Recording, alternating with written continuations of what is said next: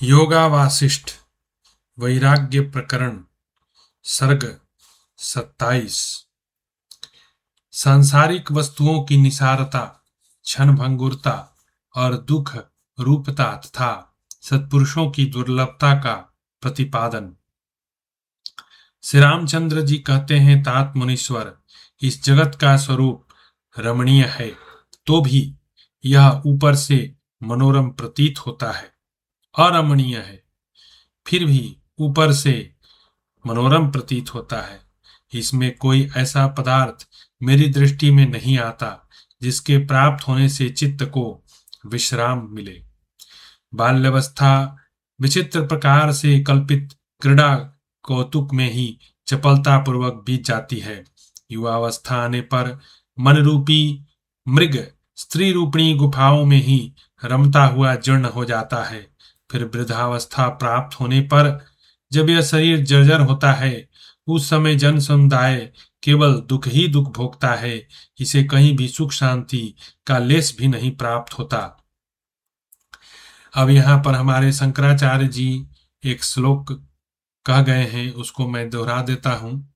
उनका कहना था, बालस्तावत क्रीडा सक्तः, तरुणस्तावत तरुणी सक्तः, वृद्धास्तावत चिंता मग्न, परमे ब्रह्मणि कोपि न लग्न। उन्होंने कहा था कि जो बच्चा है वह खेल में समय बिताता है, युवावस्था आने पर स्त्री का आसक्ति उसको घेर लेता है, और जब शरीर में जान नहीं बचता, बूढ़ा हो जाता है, तो दिन रात चिंता में ही गला जाता है। तो वही बात भगवान यहाँ बता रहे हैं। आगे भगवान कहते हैं, बुढ़ापा रूपी हिम की वर्षा से जब देह रूपी कमलिनी नष्ट हो जाती है, उस समय प्राण रूपी भ्रमर उसे छोड़कर दूर चला जाता है। बड़ा अच्छा मेटाफर भगवान ने दिया। भगवान ने कहा कि बुढ़ापा जो है एक हिमपात है, और जो शरीर है वह एक कमल है, और इस शरीर में निवास करने वाला जो प्राण है वह है भ्रमर। तो भगवान ने कहा कि इस कमल रूपी शरीर में निवास करने वाला भ्रमर प्राण कब छोड़कर चला जाता है? जब बुढ़ापा रूपी हिमपात होता है। मतलब जब शरीर यूज के लायक नहीं रह जाता, तो यह प्राण जो है इसको त्याग देता है। प्राण इसमें तभी तक बचता है जब तक यह स्वस्थ है और इसमें बल है, और जैसे ही इसका स्वास्थ्य और बल सब समाप्त होता है, यह भ्रमर जिसे हम प्राण कहते हैं यह निकल जाता है, इसको त्याग देता है। तो उस दशा में उस मनुष्य के लिए संसार रूपी सरोवर शुष्क हो जाता है। इस संसार में तृष्णा नाम की नदी बहती है, जिसने अपने प्रबल प्रवाह के वेग से यहाँ के समस्त अनंत पदार्थों को ग्रस लिया है। यह संतोष रूपी तटवर्ती वृक्ष की जड़ खोदने की में भी बड़ी दक्ष है। संसार रूपी समुद्र में चमड़े से बढ़ी हुई शरीर रूपिणी नौका क्षुधा पिपासा आदि विविध तरंगों से आहत हो हिलती डोलती हुई इधर उधर घूम रही है। भगवान कह रहे हैं कि संसार रूपी समुद्र में चमड़े से गढ़ी हुई शरीर रूपिणी नौका, भगवान ने संसार को एक समुद्र कहा, ऐसे भी भवाटवी हम लोग कहते हैं, और कहा कि दूसरा मेटाफर दे रहे हैं, यह शरीर जो है एक चमड़े से छाया हुआ नाव है, और जो क्षुधा पिपासा है वह इसमें उठने वाली तरंगे हैं जो इसको सदैव जो है व्याकुल करके रखती हैं। बहुत ही सत्य बात है। 5 इंद्रिय नामक ग्राह, और इस समुद्र में 5 ग्राह है, 5 घड़ियाल है। कौन है? रूप रस गंध शब्द स्पर्श, जिसके बारे में आपको हमने कल बताया था कि मछली चारे के चक्कर में मारी जाती है, हाथी स्पर्श के चक्कर में मारा जाता है, मृग ध्वनि सुनने के लिए परेशान रहता है, उसमें बहेलिया उसको फंसा लेता है। वैसे ही जो भ्रमर है वह कमल में दब के मर जाता है, और जो पतंगा है वो दीपक कि लौ के ऊपर जो है भस्म हो जाता है। तो ये 5 जो जीव के नाम मैंने लिए, ये एक एक इंद्रियों के वश में होके अपने प्राण गंवा देते हैं। तो सोचिए, मनुष्य के पास 5 इंद्रियां हैं, यदि पांचों की गुलामी यदि मनुष्य करने लगे तो उसका क्या अंत होने वाला है, आप अंदाजा लगा लीजिए। इस तरह यह नौका नीचे जा रही है, भगवान कह रहे हैं ये सदैव डूबते ही रहती है। ये कभी, ये टाइटैनिक है, जैसे टाइटैनिक धीरे धीरे डूबता था और डूबते डूबते डूब ही गया, तो ये शरीर जो है ये डूब ही रहा है, ये उग नहीं रहा है, ये उभर नहीं रहा है, यह डूब रहा है, निरंतर डूब रहा है। भगवान उसी डर की ओर सबका ध्यान आकर्षित करना चाह रहे हैं कि भाई संसार में तुम आए हो, तुम डूब रहे हो और तुमको लग रहा है कि तुम नहीं डूब नहीं रहे, तुम तो संसार को पार कर रहे हो, वास्तव में हम डूब रहे हैं। इसमें धैर्य और वैराग्य से सुशोभित होने वाले विवेकी जीव नहीं बैठे हैं। जहां तृष्णा रूपी लताओं का ही प्राधान्य है, ऐसे संसार रूपी वन में विचरने वाले मन रूपी बंदर काम रूपी वृक्षों की सैकड़ों शाखाओं पर भटकते हुए आयु नष्ट करते हैं, परंतु कभी मनोवांछित फल नहीं पाते। मन में तो एक से एक घटनाएं घटित होते रहती हैं, मन बहुत कुछ चाहता है, लेकिन यह बंदर बस मनोवांछा करके एक डाल से दूसरे डाल पर कूदता रहता है, लेकिन इसको कहीं संतुष्टि नहीं प्राप्त होती। महर से आपत्तियों की प्राप्ति होने पर भी दुख और मोह जिनसे दूर रहते हैं, स्वास्थ्य और संपत्ति में भी जो अहंकार शून्य मन से सुशोभित हैं, तथा सुंदर रमणियां जिनके अंतःकरण में चोट नहीं पहुंचाती, ऐसे महात्मा पुरुष इस समय दुर्लभ है। जो हाथियों की सेनारूपी तरंगों से उद्वेलित होने वाले समर सागर को अपने बल विक्रम के द्वारा पार कर जाते हैं, मेरी दृष्टि में वे सूरवीर नहीं हैं। ध्यान दीजिए, भगवान क्या बोल रहे हैं कि जो हाथियों की सेना रूपी तरंगों से उद्वेलित होने वाले समर सागर को अपने बल विक्रम के द्वारा पार कर जाते हैं, मेरी दृष्टि में वे सूरवीर नहीं हैं। जो कोई लड़ाई लड़ रहा है और बहुत सारे हाथियों को लेकर और किसी युद्ध को जीतकर उसमें विजयी होता है, वह वास्तव में वीर नहीं है। भगवान किसको सूरवीर बता रहे हैं? वो कह रहे हैं, मैं तो उन्हीं को सूरवीर मानता हूँ जो मन रूपी उताल तरंगों से पूर्ण इस देह और इंद्रिय रूपी समुद्र को विवेक वैराग्य के द्वारा लांघ जाते हैं। तो भगवान यहाँ पर बता रहे हैं कि वह सूरवीर नहीं जो युद्ध जीत जाता है, सूरवीर वह है जो इस शरीर में रहते हुए अपने को इस शरीर से छुड़ा लेता है, जो कीर्ति से जगत को, प्रताप से संपूर्ण दिशाओं को, प्रदेशों को, संपत्ति से याचकों के घरों को, सात्विक बल से लक्ष्मी को परिपूर्ण करते हैं, तथा जिनके धैर्य का बंधन कभी टूटता नहीं, वे महात्मा पुरुष इस पृथ्वी पर सुलभ नहीं, बड़े दुर्लभ हैं।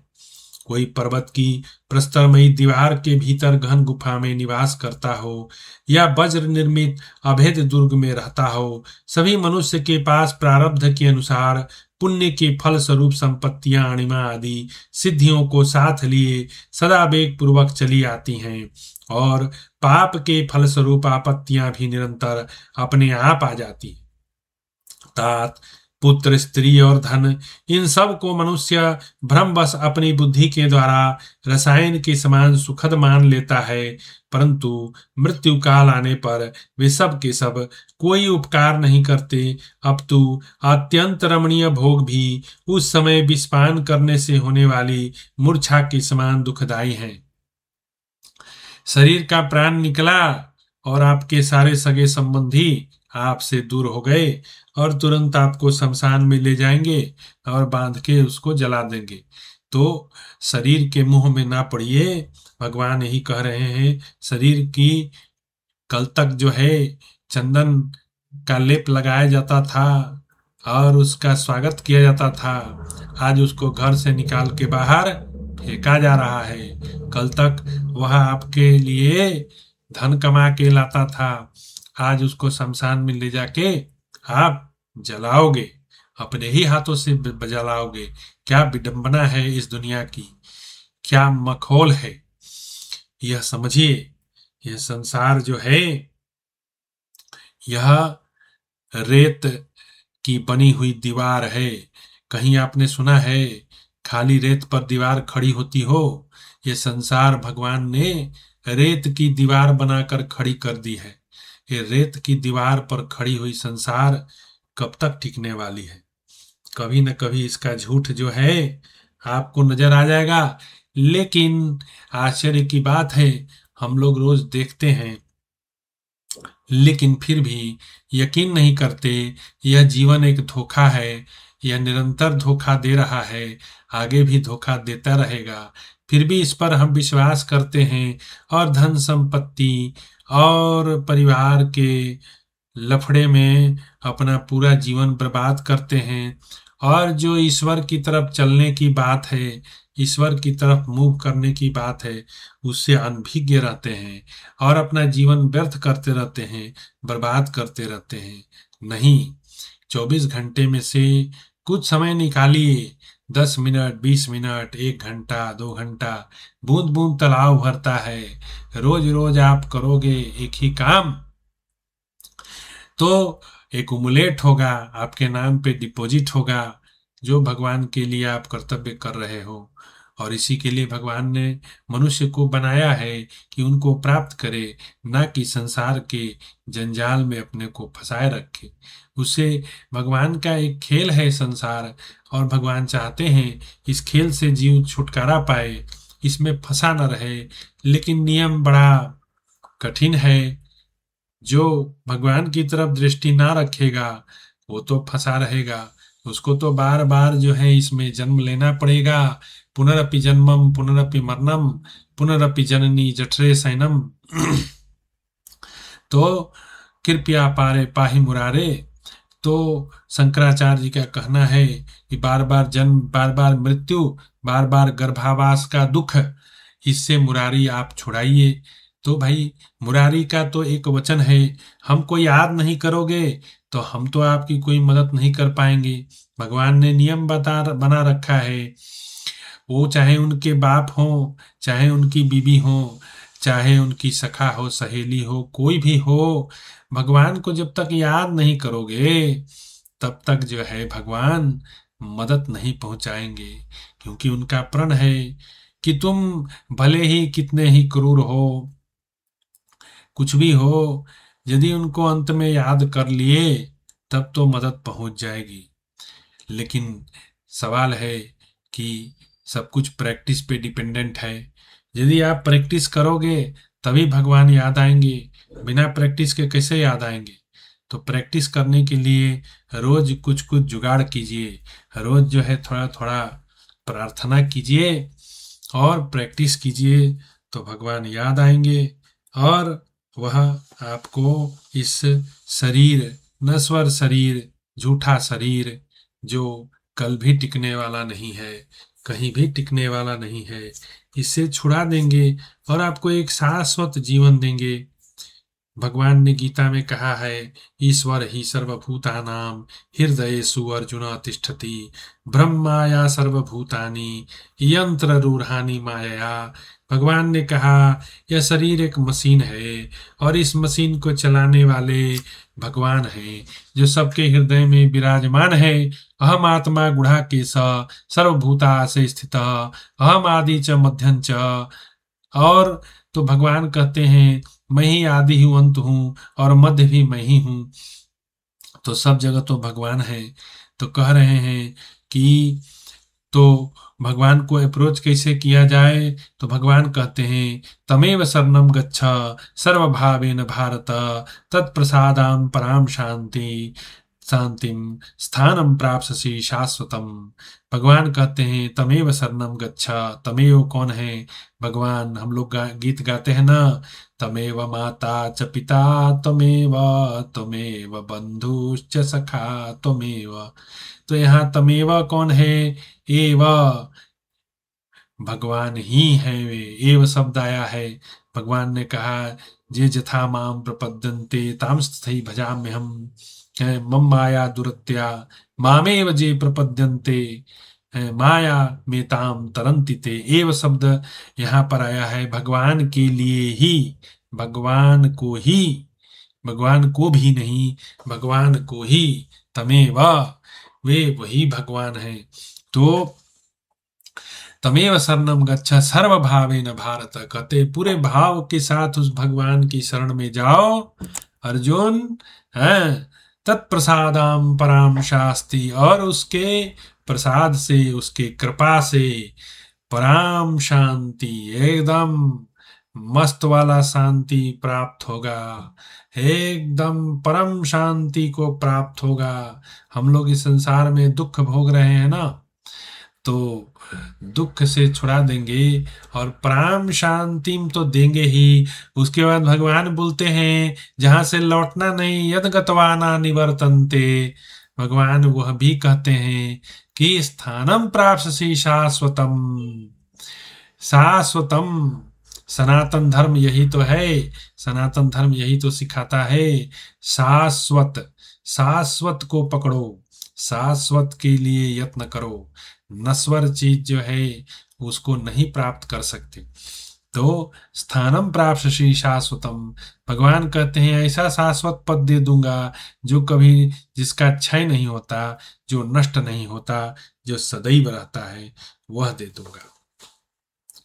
आगे भगवान कहते हैं शरीर की बाल्य और युवा अवस्थाओं के अंत में बुढ़ापे की विषम अवस्था को पहुंचा हुआ जराजीर्ण शरीर वाला जीव विषाद मग्न हो इस लोक में अपने संचित किए हुए धर्म शून्य भावों का स्मरण करके दुसह अंतर्ज्वाला से जलता है।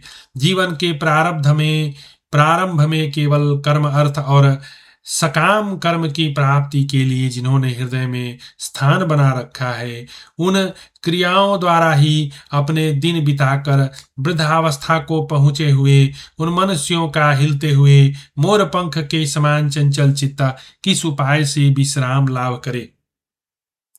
अर्थात निष्काम धर्म या परमार्थ साधन के बिना सुख शांति मिलना अत्यंत कठिन है। तो लोक में अपना हित करते हुए परमार्थ साधन कीजिए, भगवान यह कह रहे हैं। इसको अभी करना है और उन्हें बाद में। इस प्रकार जिनके लिए चिंता की जाती है वे आपात रमणीय, परिणाम में अनर्थ रूप सिद्ध होने वाले कार्य स्त्रियों तथा अन्य लोगों का मनोरंजन मात्र करते हुए वृद्धावस्था के अंत तक लोगों के चित्त को वेग पूर्वक जीर्ण शीर्ण करते रहते हैं। जैसे वृक्ष के पत्ते उत्पन्न होकर थोड़े दिन में पीले पड़कर झड़ जाते हैं, नष्ट हो जाते हैं, उसी प्रकार आत्म विवेक से रहित मनुष्य इस लोक में जन्म ले एक दूसरे से मिलकर कुछ दिनों में साथ छोड़कर चल देते हैं। भगवान यहाँ बड़ा अच्छा एग्जाम्पल दे रहे हैं। पेड़ का पत्ता देखिए आप, ये संभव है देखे भी होंगे कि पत्ता पेड़ से गिर रहा है, पीला पत्ता हो जाता है तो पेड़ से उसका संबंध विच्छेद हो जाता है। तो भगवान उसी तरह हमारे ध्यान को आकर्षित करके और यह बताना चाह रहे हैं कि यह जो भी टेम्पोररी संबंध हम बनाए हुए हैं, यह संबंध विच्छेद होने वाला है।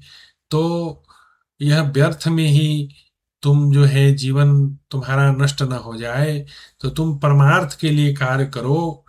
और जो शाश्वतम भगवान बोले हैं, शाश्वतम पद की बात कहें, वो ऐसे नहीं प्राप्त होगा, उसके लिए प्रयास करना पड़ेगा। हम सब लोग का अनुभव है कि संसार में किसी को नौकरी प्राप्त करना हो तो उसके लिए कितना प्रयास करना पड़ता है, पढ़ना पड़ता है, एमएससी बीएससी करना पड़ता है, बहुत सारा ट्रेनिंग लेना पड़ता है, एग्जाम के लिए प्रिपरेशन, कोचिंग, बहुत सारा चीज किया जाता है।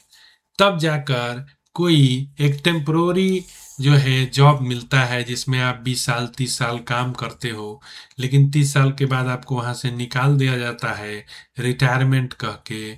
कहने का मतलब है कि अब आप किसी लायक नहीं रह गए, अब जॉब पे रखने का आपको कंपनी को कोई लाभ नहीं है, तो कंपनी रिटायरमेंट नाम दे के आपको रिटायर कर देती है। कहती है कि भाई अब घर जाओ, बूढ़ा हो गए, अब तुम मेरे किसी यूज के नहीं हो।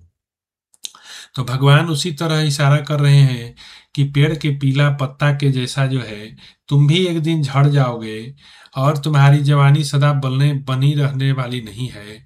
तो समय आने से पहले जो है ना, कार्य कर लो। बुढ़ापा में कुछ नहीं होने वाला है, जो भी होना है इस यूथ में ही होगा। बुढ़ापा में तो चिंता मग्न, उस समय तो चिंता आपको खा जाएगी, चिंता पिशाचनी खा जाएगी। तो चिंता मग्न जो है आप हो जाओगे। तो चिंता मग्न होना है तब तो आप ठीक है, जैसा जीवन जी रहे हो उसको कंटिन्यू कीजिए। लेकिन चिंता मग्न नहीं होना चाहते तो यंग एज में ही जो है थोड़ा थोड़ा भगवान के लिए विवेक करके और प्रयास कीजिए। भगवान कुछ विशेष थोड़े ही चाहते हैं। भगवान चाहते हैं कि हमको यह सबसे प्रिय माने। संसार की वस्तु को जो हम लोग प्रिय मानने लगते हैं, उसके जाने पर शोक करने लगते हैं, और हमारा जो बहुमूल्य जीवन बीत रहा है, नष्ट हो रहा है, उसके बारे में हम लोग शोक नहीं करते कि जा आज तो बिना भगवान का स्मरण किए हुए ही मेरा जीवन बीत गया, कितना बड़ा जो है नुकसान हुआ। लेकिन वहीं पर 1 लाख 2 लाख रुपया नुकसान हो जाता है तो हाथ पैर पीटने लगते हैं, रोने चिल्लाने लगते हैं और शिकायत करने लगते हैं, मेरा तो खजाना ही डूब गया। लेकिन आपका जीवन रूपी खजाना एक दिन बिना भगवान के स्मरण किए हुए बीत गया, उसके लिए आपको कोई पश्चाताप नहीं है। यू आर वेरी हैप्पी कि आपका मन जो है पैसा में लगा हुआ है, घर में, धन में, संपत्ति में, स्त्री में, पुत्र में, इसमें बीत रहा है, आप इंजॉय कर रहे हो। लेकिन कई एक दिन ऐसा आया कि भगवान को याद तक नहीं किए, ऐसे ही पूरा दिन निकल गया, लेकिन उसके लिए आपको कोई पश्चाताप नहीं। लेकिन आपका 1000 10,000 20,000 डूब जाता है तो कितना दिन तक आप छाती पीटते रहते हो, मेरा तो फलना डूब गया, मेरा तो ठिकना डूब गया, और कितना अफसोस करते हो। जो सब नष्ट होने वाला वस्तु है, धन का तो 3 ही मार्ग है, चाहे तो भोग लो, नहीं तो दान कर लो, और नहीं तो तीसरा नष्ट ही होने वाला है, उसका और कोई गति नहीं है। धन का 3 ही गति है, भोग है, दान है और नष्ट है। तो जो चतुर मनुष्य होता है ना, वह लक्ष्मी कमाता है, वह भोग भी करता है, दान भी करता है, क्योंकि वह देख रहा है यदि न भोग करेंगे न दान करेंगे तो यह नष्ट होगा। भोग करने से क्या होगा, हमारा लोकहित होगा, और दान करने से क्या होगा, हमारा परलोक बनेगा। तो जो चतुर शिरोमणि हैं वे भोग भी करते हैं और दान भी करते हैं। सामर्थ्य है तो दान कीजिए और भोग भी कीजिए, दोनों लाभ उठाइए। भगवान ने सब मौका दे रखा है। भगवान कहीं रोकते हैं, बोले हैं, पहला ही श्लोक है, ईशावासमिदं सर्वम यत् किंचित्या ने तेन तयक तेन भुंजी था मागृत कश्चनम। तो भगवान का कहना है कि सबको भोग भगवान प्रदान करते हैं, तो अपने अपने दिए हुए शेयर्स के ऊपर ध्यान रखिए, दूसरों की संपत्ति पर नजर मत डालिए। आपको जो मिला है उसका भगवान कहते हैं कि आसक्ति से रहित होकर उसका लाभ उठाओ, भोग करो और जीवन का स्टैंडर्ड बढ़ाओ, और उसमें थोड़ा बहुत दान भी करो, जिससे परलोक बदले। आगे भगवान कहते हैं, भला कौन समझदार मनुष्य जिसमें दूर दूर तक इधर उधर घूमता हुआ ज्ञानी महापुरुषों का संग एवं सत्कर्म का अनुष्ठान न करके सायंकाल घर में लौटने पर रात में सुख की नींद सो सकेगा। समस्त शत्रुओं को मार भगाने पर चारों ओर से धन संपत्ति प्राप्त होने लगती है। उस समय पुरुष जब तक इन विषय सुखों के सेवन में लगा रहता है, तब तक ही मृत्यु कहीं से सहसा धमक आती है। जो किसी कारण से वृद्धि को प्राप्त होकर क्षण भर में नष्ट होते देखे गए हैं, उन अत्यंत तुच्छ विषय भोगों द्वारा इधर उधर भटकाई हुई जनता इस भूतल पर अपने निकट आई हुई मृत्यु को नहीं जान पाती। यह कितने अनर्थ की बात है। हम मृत्यु भुलाए बैठे हैं, जबकि भगवत गीता में भगवान बोलते हैं, जन्म मृत्यु जरा व्याधि दुख दोषानुदर्शनम। भगवान याद दिलाते हैं अर्जुन को। सोचिए, युद्ध के बीच में भगवान कह रहे हैं अर्जुन को लड़ने के लिए, धनुष बाण उठाने के लिए, लेकिन वहां पे भगवान उसको फिलॉसफी भी बता रहे हैं कि अर्जुन, तुम जीवन लिए हो तो कर्म तो करना ही पड़ेगा, कर्म तो करते ही रहो, क्योंकि बिना कर्म के तो जीवन न ही किंचित न ही कश्चित क्षणमपि जातु तिष्ठत्य कर्म कृत्य। भगवान जो है गीता में भी कहे हैं कि बिना कर्म के तो जीवन ही पॉसिबल नहीं है। एक सेकंड के लिए भी कोई बिना सोचे तो रह नहीं सकता, तो सोचना भी एक कर्म ही है। तो कर्म तो करना ही पड़ेगा, वो तो तुम करो। लेकिन कितना आश्चर्य की बात है, वहां पर भगवान उसको शस्त्र उठाने के साथ साथ यह भी याद दिला रहे हैं कि हे अर्जुन, जन्म मृत्यु जरा व्याधि दुख दोषानुदर्शनम। इस जन्म में तुम्हारा शत्रु दुर्योधन हुआ है, लेकिन ऐसे तुम्हारे कई जन्म हो गए हैं, क्योंकि भगवान जो है उसको कहते हैं, इमं विवस्वते योगम प्रोक्तवान हतव्यम विवस्वान मन में प्राहा मनोरिक्षवा कवे बब्रीत। हैं, भगवान कहते हैं कि जो ज्ञान मैं तुमको दे रहा हूं अर्जुन, यह मैंने विवस्वान को दिया, सूर्य को दिया। सूर्य से इक्ष्वाकु को मिला क्योंकि उसके पुत्र थे, और इक्ष्वाकु से राजाओं को प्राप्त हुई, और इस तरह से यह परंपरा ज्ञान गीता परंपरा ज्ञान है। तो यह परंपरा ज्ञान चलती चली गई, लेकिन कुछ समय के बाद यह ज्ञान मिट गया। उसी को मैं आज फिर जो है तुम्हारे माध्यम से लोगों तक पहुंचा रहा हूं। तो अर्जुन को बड़ा आश्चर्य हुआ कि भगवान से बोलता है कि आप तो जो है इस आधुनिक काल में आपने जन्म लिया है, फिर आपने जो है सूर्य देव तो अनादि हैं, ये तो प्राचीन हैं, इनको आपने कैसे ज्ञान दिया। तो भगवान कहते हैं, बहूनि वे व्यतीतानि जन्मानि तव चार्जुना तान्य हम वेद सर्वाणि ना तुम वेत्था परंतप। कहते हैं कि मेरे तुम्हारे बहुत से जन्म हो चुके हैं अर्जुन, और ये लीला मैं बहुत बार कर चुका हूँ, मुझको तो सब याद है, क्योंकि मैं भगवान हूँ, ईश्वर हूँ, लेकिन तुम जीव हो इसलिए भूल गए हो, और इसीलिए मैं तुम्हें आज फिर से पुनः याद दिला रहा हूँ कि तुम जो है इस जन्म में अर्जुन बने हो, गांडीव का ज्ञान प्राप्त किए हो, तुम्हारा लड़ना धर्म है तो लड़ो, लेकिन this is temporary problem you are solving, कि डेसिमेशन ऑफ दुर्योधना और Kaurava is temporary, this is not permanent solution. भगवान उसको याद दिलाते हैं युद्ध के बीच में कि हे अर्जुन, तुम्हारा जो परमानेंट प्रॉब्लम है वह युद्ध नहीं है, वह उससे भी बड़ा है। दैट इज जन्म मृत्यु जरा व्याधि दुख दोषानुदर्शनम। तुम एक दिन बच्चा थे, फिर प्रौढ़ हुए, फिर जवान हुए, फिर जो है तुम बूढ़ा भी होने के कगार पे हो। जब महाभारत युद्ध अर्जुन ने लड़ा था, उस समय अर्जुन का उम्र कितना था आपको पता है? 80 वर्ष। हम लोग आजकल 60 वर्ष में रिटायर हो जाते हैं। अर्जुन ने महाभारत का युद्ध 80 ईयर्स में लड़ा था। 80 years, when he was 80 years old. 80 साल के उम्र में अर्जुन ने वह युद्ध लड़ा था।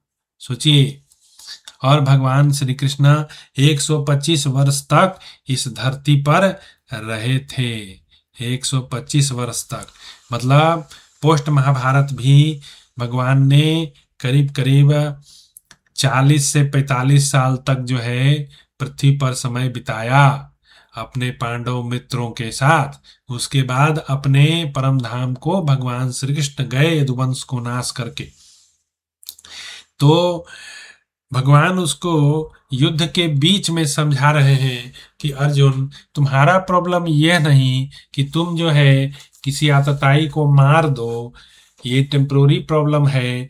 आपको पता होगा, इंडिया का इतिहास आप पढ़े हैं, मोहम्मद गोरी, यवन और पता नहीं मुगल कितने लोग आए और गए यहाँ से, लेकिन कोई भी टिक न सका।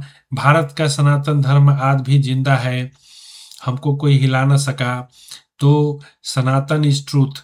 तो लोग आए और गए, भारत वही है, भूगोल वही है, भारत देश का जो खंड है वो वही है, भरत खंडे जिसको हम लोग बोलते हैं, आर्यावर्ते भरत खंडे है, तो भरत खंड वहीं पे है। आए लोग आए और गए, आए और गए, टेम्पोरली भारत को कब्जा करने का कोशिश किया, लेकिन कितने दिन टिक पाए? अंग्रेज भी नहीं रह पाए, उन्हें भी भारत से क्विट इंडिया मूवमेंट करना पड़ा, उनको भी भागना पड़ा, तो कोई टिक न सका। सब लोग टेम्पोररी प्रॉब्लम सॉल्व करते हैं। और आज अभी जो ये जो पर्शियन गल्फ में जो युद्ध चल रहा है, यह भी टेम्पोररी प्रॉब्लम है, यह कोई परमानेंट प्रॉब्लम नहीं है। यह आया है, यह भी सॉल्व हो जाएगा और इससे भी हम लोग उबर लेंगे। अरे वर्ल्ड वार 1, 1, 2 सबसे उबर लिए, कोविड से उबर लिए, .com बबल से उबर लिए, तो एक से एक विभीषिकाएं आई हैं पास्ट में। यह पर्शियन गल्फ का जो प्रॉब्लम है, this is a small problem, not very big problem, इससे भी हम लोग उबर लेंगे। लेकिन ये जितना भी प्रॉब्लम आ रहा है मनुष्य के जीवन में, यह तो टेम्पररी है, जो कि भगवत गीता के माध्यम से भगवान श्री कृष्ण क्लियर कट बता रहे हैं। अर्जुन को युद्ध करते हुए भी, प्रेरित करते हुए भी भगवान उसको याद दिला रहे हैं कि Arjun, you are standing for the dharma, you are fighting for the dharma, that is your prime duty, which because you cannot avoid karma, you have to perform your duties and forget about yourself. I am Bhagwan, I am Ishwar, I am Supreme Lord, and I am working.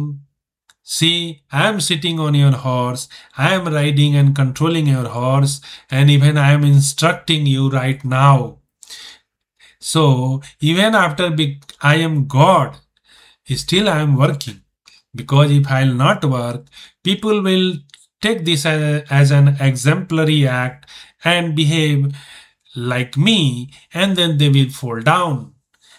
Because Lord Krishna is telling, I am not bound to na me पार्थास्ति Kartavyam त्रिषु लोकेषु किंचना। हे पार्थ, मुझे तो तीनों लोकों में कुछ प्राप्त करने के लिए है नहीं। कुछ ऐसा प्राप्त करना चाहूँ जो मुझे प्राप्त ना हो, क्योंकि भगवान के 8 कैरेक्टर बताए गए हैं। वह भी आप सुन लीजिए, जब बात निकल आई है तो दूर तक जाएगी। तो मैं आपसे कहना चाहता हूँ कि भगवान जो है ना, अपहत पापमा बिजरो विमृत्यो विशोखो विजघत्सो अपिपासः सत्य कामः सत्य संकल्पो। भगवान के 8 कैरेक्टर हैं। क्या आपको पता है? भगवान के 8 फीचर्स हैं, मोटा मोटा, उसको समझिए। पहला है अपहत पापमा। अपहत पापमा, जिसको पाप पुण्य कुछ भी छू न सके।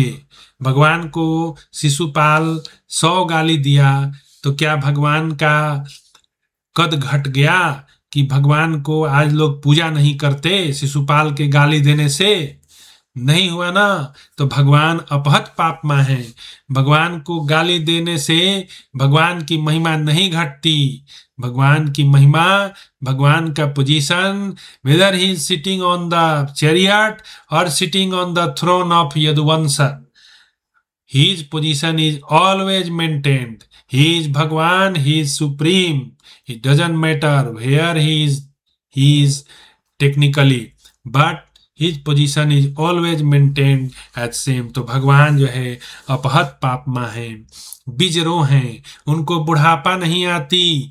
125 साल तक भगवान ने इस पृथ्वी पर लीला किया, लेकिन सबको भगवान वह 16 वर्ष के कृष्ण ही दिखाई दिए। कहीं पे भगवान की न दाढ़ी पकी, न मूछ, दाढ़ी मूछ तो थी नहीं, भगवान की होती नहीं, तो भगवान का पका हुआ बाल, झुर्रियां कोई देखा नहीं। सब लोग वैसे ही उनको देखा जैसे वो महाभारत युद्ध में देखा, महाभारत के पहले देखा।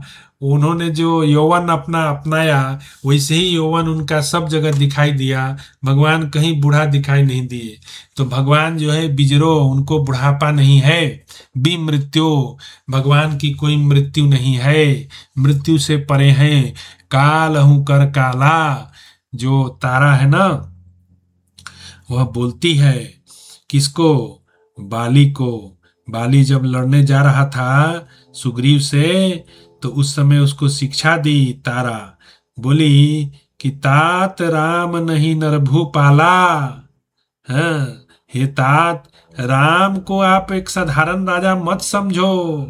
अरे वो छुपे हुए हैं, वो कौन है मैं जानती हूँ, मैं आपको बताती हूँ। तात राम नहीं नरभू पाला, भुवनेश्वर काल हूं कर काला। और वह भुवनेश्वर है, वो पूरे भुवन त्रिलोक का भुवनेश्वर ईश्वर है। और वह काल को भी खा जाने वाला काल है, काल होकर काला। और यही बात विभीषण भी जो है बताया है रावण को, नाथ राम नहीं नरभू पाला, भुवनेश्वर काल होकर काला। तो और तारा बताई थी कि काल हूं जीत सकही संग्रामा। मैं थोड़ा उल्टा बोल गया। तारा जो है वो बोली थी कि जो लक्ष्मण रामा है ना, काल हूं जीत सकही संग्रामा। ये राम और लक्ष्मण जो है, ये कौन है जानते हैं? ये दशरथ के सूत जो हैं, ये राजा के छद्म रूप में ये जो घूम रहे हैं धनुष बाण लेके, अरे ये भुवनेश्वर हैं। और ये कालहु कर काला, ये कालहु जीत सकही संग्रामा। यदि काल भी खड़ा हो जाए ना, आज तक दुनिया में बताओ आप किसी को देखे हो काल को कोई जीत लिया हो? ये समय टिक टिक टिक टिक टिक टिक टिक टिक समय चल रहा है, चल रहा है। आप तमाम हो रहे हो, आपकी उम्र क्षय हो रही है, बुढ़ापा हो रहा है, मृत्यु प्राप्त हो रही है, लेकिन ये काल जो है ये सर्वत्र विद्यमान है, लेकिन इसका कोई कुछ नहीं बिगाड़ सकता, इसके कोई लोहा नहीं ले सकता। कितने राजा सिकंदर और पता नहीं कौन कौन से आए और गए, काल वहीं खड़ा है, वो जैसा था वैसा ही है, इसको कोई नहीं जीत सकता। लेकिन तारा कहती है कि एक बार यदि काल भी आ जाए ना रण क्षेत्र में, तो ये राम लक्ष्मण उस काल को भी खा जाने वाले हैं, उस काल को भी समाप्त कर देंगे। ये है वो राम लक्ष्मण। तो भगवान जो है बता रहे हैं कि हे अर्जुन, तुम्हारा कर्तव्य है तुम युद्ध लड़ो, लेकिन उसके बीच में फिलॉसफी उसको दे रहे हैं, उसको सारा एस्पेक्ट्स ऑफ लाइफ बता रहे हैं। अधूरा ज्ञान जो है, बहुत लिटिल नॉलेज इज डेंजरस, जो कहा जाता है ना, अज्जल गगरी छलकत जाए। तो भगवान अर्जुन को संपूर्ण ज्ञान देते हैं। वो सिर्फ युद्ध के लिए प्रेरणा नहीं करते, कि वो ये नहीं बोलते कि कुतस्त्वा कस्मलमिदं विस्मे समुपस्थितम अनार्य जुष्टम अस्वर्ग्यम अकीर्तिकर्म अर्जुना क्लिब्यमास गमः पार्थ नेततयुपपद्यते क्षुद्रम हृदय दौर्बल्यम त्यक्त्वा उत्तिष्ठ परन्तपा हतो वा प्राप्स्यसि स्वर्गम जित्वा वा भोक्ष्यसे महीम तस्मादुत्तिष्ठ कौन्तेय युद्धाय कृतनिश्चया। भगवान यही नहीं कहते कि तुम युद्ध करो, उठो और लड़ो, क्योंकि यही तुम्हारा कर्तव्य है। भगवान उसको संपूर्ण ज्ञान देते हैं और कहते हैं कि whatever you are doing right now, you are just trying to solve the temporary problem of life, but this is not the permanent solution.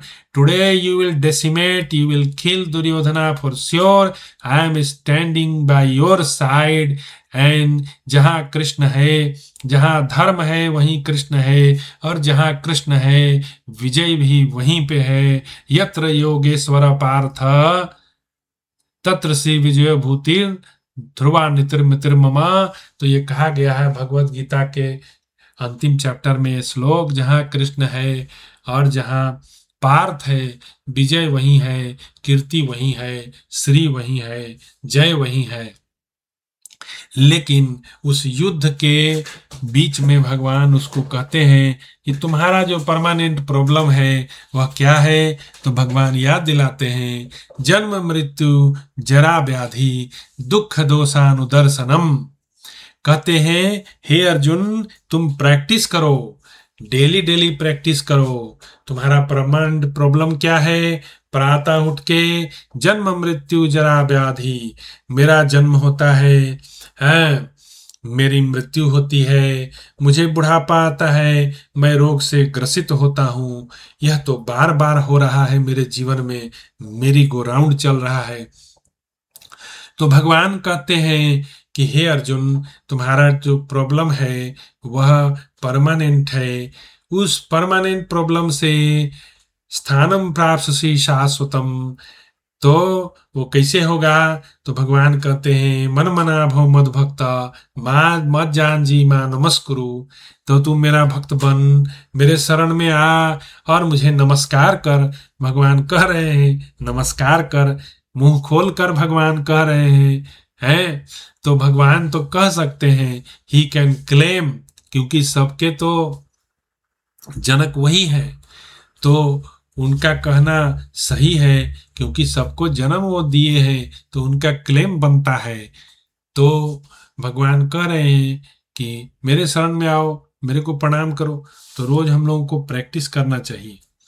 तो आगे भगवान कहते हैं, समुद्र की क्षण भंगुर लहरों के समान यह चपल जनता इस भूतल पर निरंतर कहीं से वेग पूर्वक आती और फिर सदा वेग से चली जाती है, जैसे चंचल भ्रमर रूपी नेत्रों को और लाल पल्लव रूपी अधरों वाली तथा विष वृक्ष पर चढ़कर फैली हुई चपल विषलताएं देखने में सुंदर होने के कारण पहले मन को हर लेती हैं, पीछे सेवन करने पर प्राण का नाश कर देती हैं। इसी प्रकार लल अधरों भ्रमरतुल चंचल नेत्रों से शोभित सुंदरी स्त्रियां मनोहारिणी होने के कारण पहले मनुष्य की चित्त को चुराती हैं, फिर सर्वथा उनके प्राणों का अपहरण करने वाली बन जाती हैं।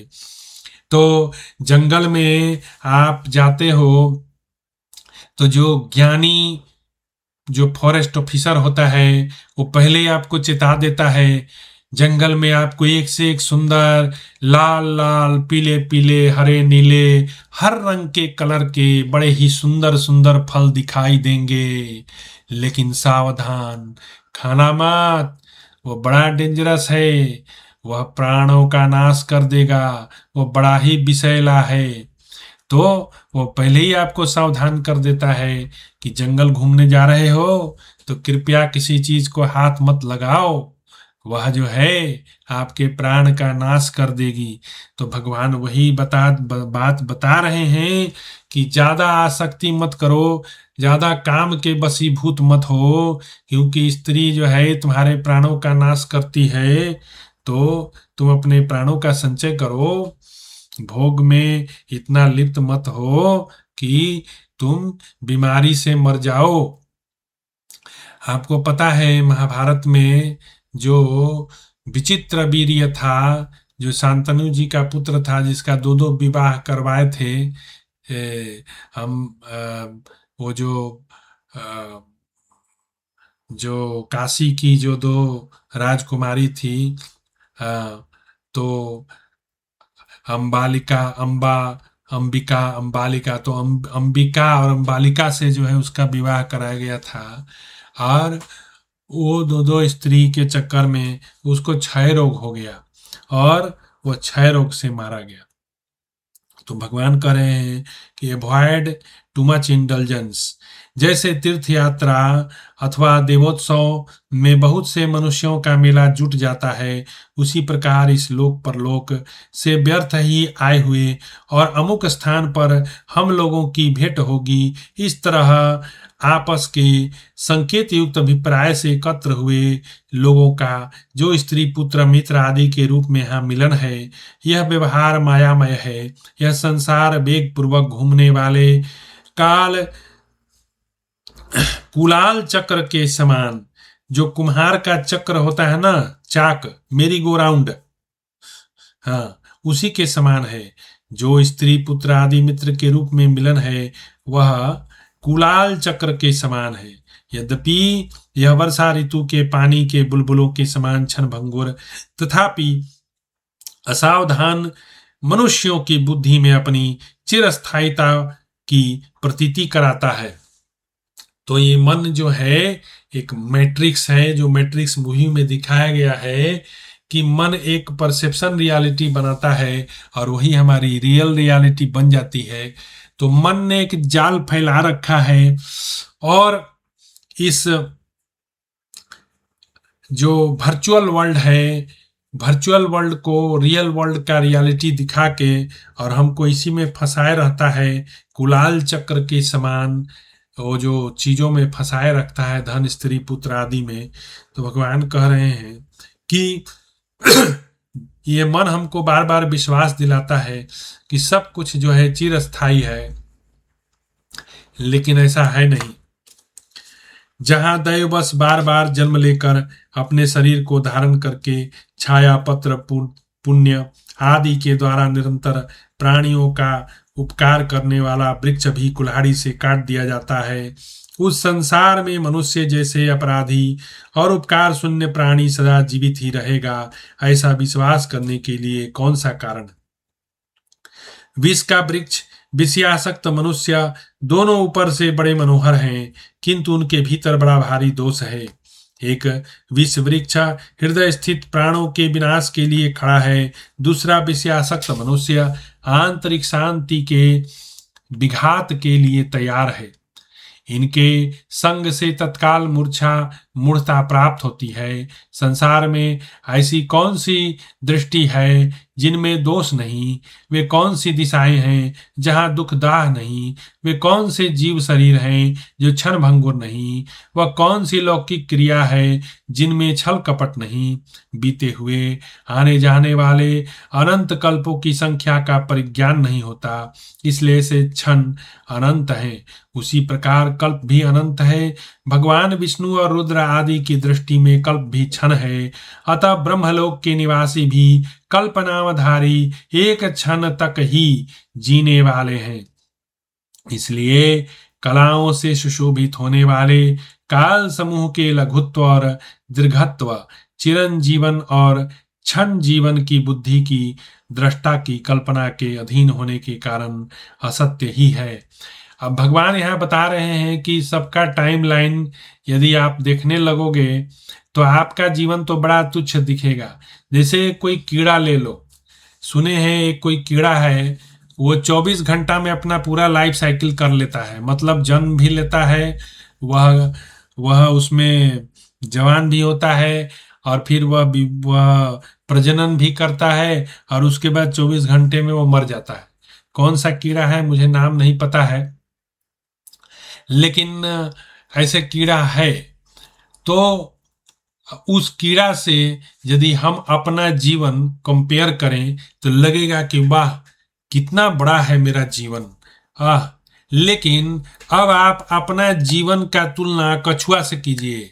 कछुआ जो है 500 बरस जीता है, तो आपका जीवन तो बड़ा तुच्छ है क्योंकि आप तो 160-70 साल में मर जाते हो, तो कछुआ तो आपसे बहुत ज्यादा जीता है। तो वो कछुआ के रेस्पेक्ट में आपका जीवन कितना छोटा हो गया। जो कीड़ा और आपके बीच में जो कंपैरिजन किए तो कीड़ा का जीवन लगा कि बड़ा तुच्छ है, 24 घंटा में समाप्त। लेकिन जब कछुआ से आप मुकाबला करोगे तो देखोगे कि आपका जीवन तो बड़ा टाइनी है, बहुत छोटा है। तो अब जब ब्रह्मा जी से आप कल्पना करोगे तो ब्रह्मा जी का जीवन 100 साल है, और 100 साल ब्रह्मा का कितना होता है आपको मैं बताने लगूंगा तो पगला जाओगे। ब्रह्मा का 12 घंटा पृथ्वी का 4.3 करोड़ अरब 4.3 बिलियन ईयर होता है। ब्रह्मा का 12 घंटा बीतता है तो 4.3 बिलियन ईयर्स इस अर्थ का बीत जाता है। तब ब्रह्मा जी जो है 12 घंटा बिताते हैं। 24 घंटा कितना हुआ? 8.6 बिलियन ईयर्स। आप कल्पना नहीं कर सकते, आपके ऊपर से ओवरहेड ट्रांसमिशन होगा, इतना बड़ा बड़ा डाटा है, बिलियंस में है। तो ब्रह्मा जी का 100 साल माइंड ब्लोइंग, आप कैलकुलेट नहीं कर पाओगे। कभी मौका मिलेगा तो जाके देखिएगा, कीजिएगा, आपका कैलकुलेटर फेल हो जाएगा, शायद नहीं कैलकुलेट कर पाए, क्योंकि उसमें 12-13 डिजिट के बाद वो फेल हो जाता है। उसमें 10⁻1820 के लेवल में आएगा। तो ब्रह्मा जी का लाइफ इतना बड़ा बड़ा बड़ा है, इतना बड़ा है, उसके समक्ष हम लोग कीड़ा हैं। वो जो कीड़ा से आपका कंपेरिजन करके हम बताएं, तो ब्रह्मा जी के रेस्पेक्ट में हमारा लाइफ तो लगता है कि बहुत बड़ा है। अब ब्रह्मा जी को लगता होगा कि उनका लाइफ बहुत बड़ा है, लेकिन ब्रह्मा और महेश्वर का जोड़िएगा तो ब्रह्मा जी महेश्वर के सामने कीड़ा हो जाएंगे, क्योंकि महेश्वर का ब्रह्मा जी से भी 100 गुना ज्यादा है। और उसके बाद फिर विष्णु भगवान का लीजिए तो वो महेश्वर से भी 100 गुना ज्यादा है। तो ये पर्सपेक्टिव है, वही भगवान यहाँ पे बता रहे हैं, टाइमलाइन कुछ बता रहे हैं, कह रहे हैं ऐसे जैसे क्षण अनंत है उसी प्रकार कल्प भी अनंत है। भगवान विष्णु और रुद्र आदि की दृष्टि में कल्प भी क्षण ही है। तो भगवान जो विष्णु है वे तो अनंत हैं, उनका तो ना आदि है ना अंत है। उनके रेस्पेक्ट में ब्रह्मा जी का लाइफ क्या है? कुछ नहीं। जब ब्रह्मा जी ने छल किया था वृंदावन में, भगवान कृष्ण के दोस्तों को और गाय को चुरा ले गए थे, और ये घटना 1 वर्ष तक चली, किसी को पता भी नहीं चला। भगवान तो समझ गए ब्रह्मा ने छल किया है, तो भगवान ने उतने ही रूप बना लिए, उतने ही गाय बछड़े बन गए, बेटा बन गए सबका, और 1 साल तक किसी को पता नहीं चला। और ब्रज के लोगों को समझ नहीं आ रहा था, उन लोग को और ज्यादा आनंद आ रहा था। 1 साल तक बछड़ा और गाय और बेटा उन लोग का जो था, उसके प्रति उन लोग का और प्रेम बढ़ गया, और बड़ी आनंद उन लोग को आता था। उसका कारण यही था कि जिसको वो लोग प्रेम कर रहे थे वो वास्तव में वो तो स्वयं कृष्ण थे। भगवान ने जो है अनेकों रूप बना लिया था, तो उनको ये बात पता चली नहीं। लेकिन ब्रह्मा जी जो है 1 साल के बाद सोचे कि चलो देखते हैं ये छोटा सा बालक कृष्ण कौन सा बड़ा चमत्कारी है। और जब वहां पे आया और जो देखा कि वो भगवान वैसे ही अपने बाल सखाओं के साथ खेल रहे हैं, और कहीं कोई किसी को कुछ भी शक शुबा नहीं है, तब ब्रह्मा का दिमाग जो है ठिकाने आया और सीधे भगवान के शरण में आ गया। तब भगवान कृष्ण ने उसको जो है अनंत ब्रह्मांड का दर्शन कराया, और उसके बाद कहा ब्रह्मा तुम जो है ना एक ठो धूल के कण हो, तुम्हारे जैसा अरबों खरबों ब्रह्मा है, अरबों खरबों ब्रह्मांड है। तुमको क्या लगता है तुम बहुत बड़का तिस्मार खा हो गए हो? तुम कुछ नहीं हो, यू आर नथिंग। जब ब्रह्मा देखा, जब करोड़ों ब्रह्मा को देखा अपने आंख से, और ब्रह्मा भी एक से एक ब्रह्मा, इनसे हजारों गुना पावरफुल ब्रह्मा को जब देखा ब्रह्मा जी तो इस मिल्की वे के ब्रह्मा हैं। ऐसा ऐसा कितना सारा मिल्की वे है। हम लोग का हबल टेलीस्कोप भी जो है वह बताता है कि देर आर 500 बिलियन गैलेक्सीज, वहीं तक पहुंच है हबल टेलीस्कोप का। ये तो एक गैलेक्सी है जिसको हम लोग आकाश गंगा कहते हैं, मिल्की वे, समझे। ऐसा ऐसा हबल टेलीस्कोप बोलता है कि ऐसा ऐसा 500 बिलियन गैलेक्सीज है। वो मटेरियल साइंस के द्वारा, मटेरियल साइंस जो है इस पर मुहर लगा रहा है कि अर्थ जैसा जो गैलेक्सी है, ऐसा ऐसा 100, इस एक अर्थ के गैलेक्सी में billions and billions of stars है, ऐसा ऐसा 500 बिलियन गैलेक्सी है। आप सोच सकते हो भगवान का पावर। तब ब्रह्मा जी का दिमाग ठिकाने आया। तो ब्रह्मा का जिंदगी जो है विष्णु भगवान के सामने 1 सेकंड के जैसा है। जैसा कीड़ा और मनुष्य के जीवन के बीच का मैं अंतर बताया, वैसे ही ब्रह्मा का लाइफ जो है 1 सेकंड का है विष्णु भगवान के सामने। समझे? आप समझिए भगवान का पावर जो है ना, वो भगवान का पावर का कोई आप एस्टिमेट ही नहीं कर सकते हो। इनफैथोमेबल जिसको बोलते हैं, जिसका गहराई आप माप ही नहीं सकते। आगे भगवान कहते हैं, चिर जीवन और क्षण जीवन की बुद्धि भी दृष्टा की कल्पना के अधीन होने के कारण असत्य है। सर्वत्र पत्थर के ही पहाड़ हैं, उनमें पत्थर के सिवा दूसरी कोई वस्तु नहीं।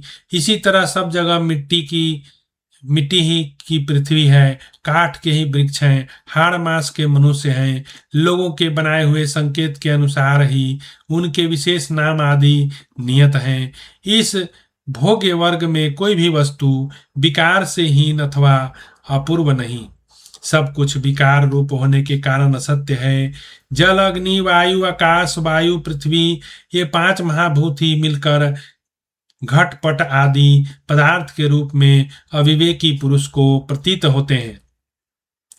चेतन के सानिध्य से ही उन्हें पदार्थों की प्रतीति है। विवेक दृष्टि से पृथक पृथक विभाग पूर्व आलोचना करने पर यह जगत 5 भूतों के अतिरिक्त और कुछ नहीं है।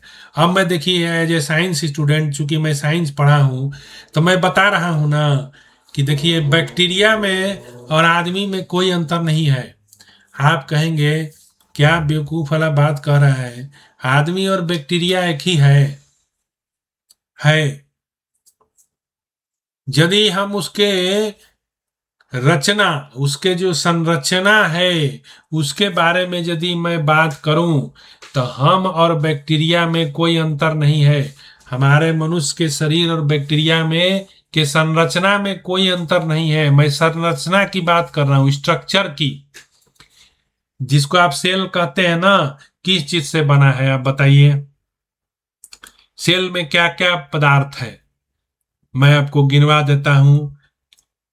Carbon, hydrogen, oxygen, nitrogen, sulphur, phosphorus, यही 6 चीज जो है मिलके पूरा बायोलॉजिकल वर्ल्ड बना हुआ है। जिसको बायोलॉजिकल वर्ल्ड आप बोलते हो ना, जिसको जीव बोलते हो आप, उसका शरीर का संरचना में एटम लेवल पर मैं बात कर रहा हूं। एटम जो है ये 5 ही 6 एटम से पूरा बायोलॉजिकल संरचना भगवान ने बनाया है, जिसमें carbon, hydrogen, oxygen, nitrogen, phosphorus, sulphur. आपका शरीर में सबसे मेजर पोर्शन किस चीज का है? प्रोटीन। प्रोटीन किस चीज से बना है? Amino acid. एमाइनो एसिड के एटॉमिक लेवल पर जाइए और वहां पर आप देखिए कि एमाइनो एसिड किससे बना है। तो एमाइनो एसिड में रहता है कार्बन, हाइड्रोजन, ऑक्सीजन, नाइट्रोजन और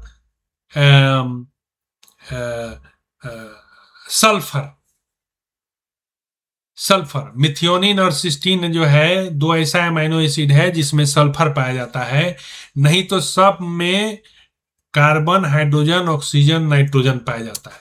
यही 2 एमाइनो एसिड है जिसमें सल्फर है। तो इस तरह से ये, और डीएनए को देख लीजिए, जिसमें आनुवांशिक गुण होता है, जिसको डीऑक्सी राइबोन्यूक्लिक जेनेटिक मटेरियल बोलते हैं, वो किस चीज से बना है? वो भी कार्बन, हाइड्रोजन, ऑक्सीजन, नाइट्रोजन, लेकिन उसमें एक और पदार्थ जुड़ा है जिसको बोलते हैं फास्फोरस। एक पदार्थ वहां पे और एक्स्ट्रा है, फास्फोरस।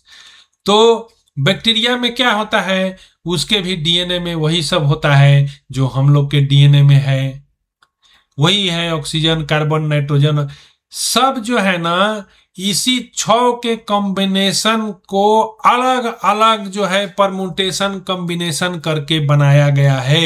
एटॉमिक लेवल पे आप देखिए तो बैक्टीरिया और आदमी में कोई अंतर नहीं है। दोनों का जो जो शरीर है, जो सेल है, उसके संरचना का लेवल अलग अलग है, लेकिन एटॉमिक लेवल पर जो बैक्टीरिया में चीज पाया जा रहा है वही ह्यूमन के सेल में पाया जा रहा है। इसलिए हम कहते हैं बैक्टीरिया इज आवर कजन। हाँ, तो बैक्टीरिया जो है उससे हमारा संबंध है, क्योंकि मूल में तो एटॉमिक लेवल पे यही 5-6 तत्व से पूरा बायोलॉजिकल संरचना बना हुआ है। देखिए, तो वही चीज भगवान यहाँ बता रहे हैं, क्षितिजल पावक गगन समीरा पंच रचित्या अधम शरीरा। कोई अंतर नहीं है मेरे भाई, ये भगवान का कमाल है।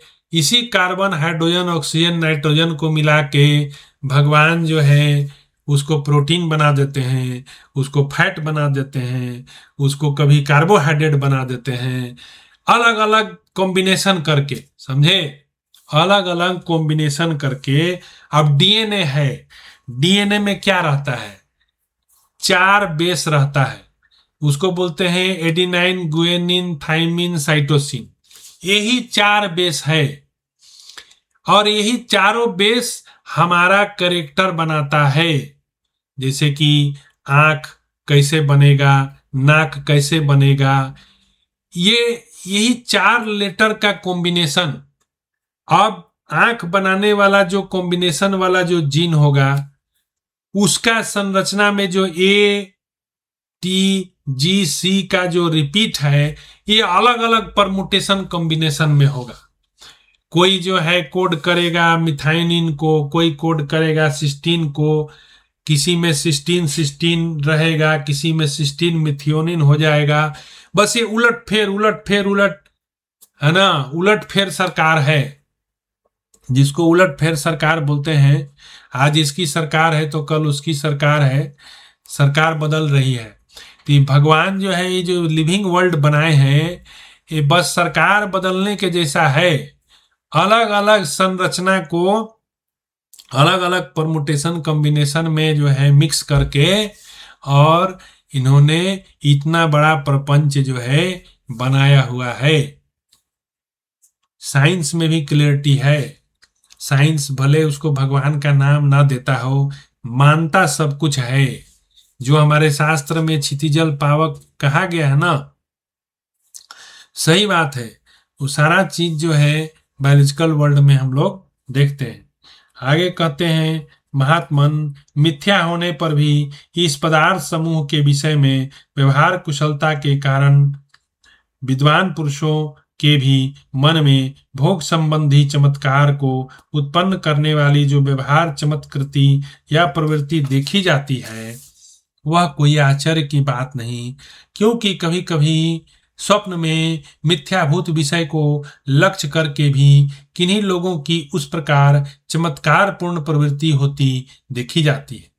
जैसे पशु किसी हरी हरी लता के फल को पाने की इच्छा से आगे बढ़ने पर निसंदेह पर्वत शिखर से गिर जाता है, उसी प्रकार श्रेष्ठ पुरुषों के पद को हठात लेने की इच्छा रखने वाला पुरुष राग, लोभ आदि दोष से दूषित हुए अपने चित्त के द्वारा ही मारा जाकर पतन के गर्त में गिर जाता है। तो ये 27वां सर्ग यहाँ समाप्त हुआ। चैप्टर थोड़ा लंबा था और बीच बीच में हमको बहुत सारा चीज एक्सप्लेन करना पड़ा। तो अभी मैं यहाँ पर अपनी वाणी को विराम देता हूँ और इसके अगले चैप्टर में हम लोग देखेंगे कि वैराग्य प्रकरण जो है ऑलमोस्ट समाप्ति की ओर है, और इसके बाद मुमुक्षु प्रश्न होगा कि पहले तो भगवान वैराग्य है, उसके बाद क्वेश्चनिंग होगा और उसके बाद उत्तर होगा, उसके बाद जो है ऋषि जी लोग उत्तर देंगे। धन्यवाद। जय श्री राम।